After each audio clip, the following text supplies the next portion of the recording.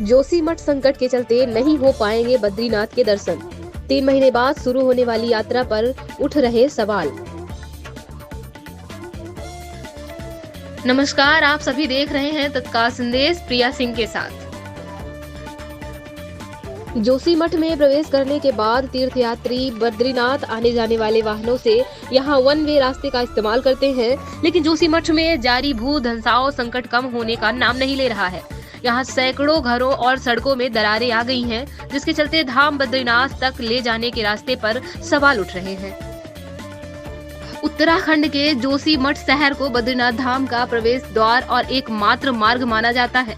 हालांकि जोशीमठ में संकट की स्थिति पैदा होने के बाद बद्रीनाथ धाम की यात्रा को लेकर लोगों के मन में कई तरह के सवाल उठने लगे हैं। बता दें कि बद्रीनाथ धाम की यात्रा करने से पहले तीर्थयात्री जोशीमठ में रात्रि विश्राम करने का विकल्प चुनते हैं।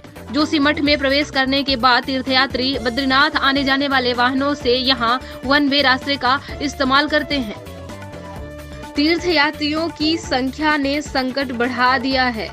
हाल के वर्षों में तीर्थयात्रियों की संख्या में भारी बढ़ोतरी ने स्थानीय अधिकारियों के संकट को बढ़ा दिया है।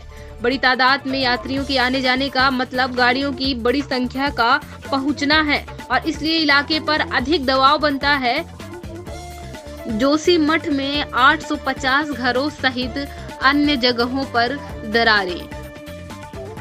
अब जोशीमठ के कई स्थानों पर खतरनाक साबित हो सकता है।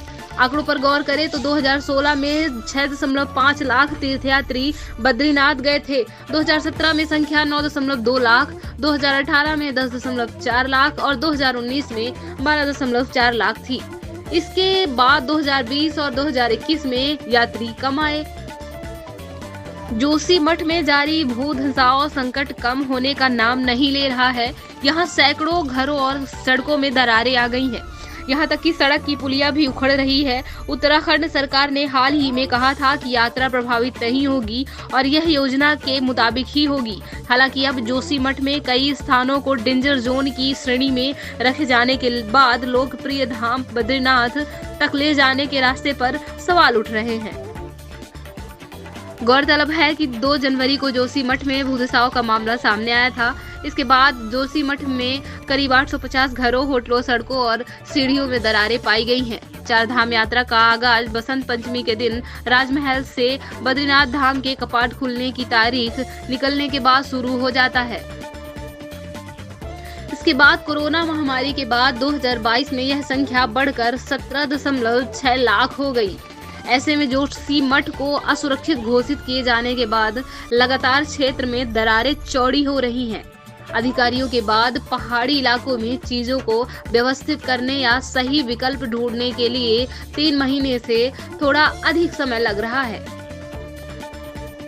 ऐसे में व्यवस्थाओं के लिए सरकार के पास काफी कम वक्त रह गया है, जिस पर यात्री श्रद्धालु निगाहें टिकाए बैठे हैं।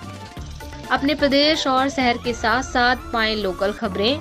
चैनल को लाइक, सब्सक्राइब, शेयर करें और कमेंट करें।